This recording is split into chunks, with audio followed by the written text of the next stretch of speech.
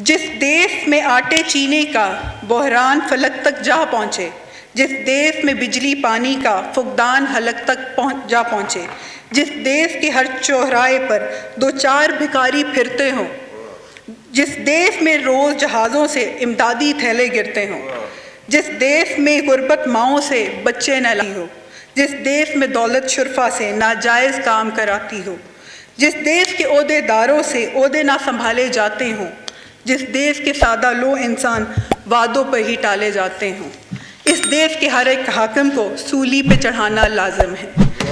जनाब स्पीकर, आखिर में मैं इतना ही कहूँगी कि गुज़श्ता 3 साल में हुक्मरान तबके की कारकर्दगी देख के एक चीज़ साबित हो गई कि ये लोग सर से पाँव तक एक सिलेक्टेड झूठा मुजस्मा है।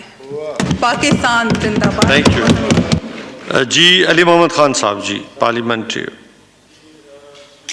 और जहाँ मेरी बहन ने कुछ शेर पढ़े हैं तो एक 2-3 शेर मैं जो मेरे अपने हैं, तनकीद भी होती है लेकिन उम्मीद भी देनी चाहिए।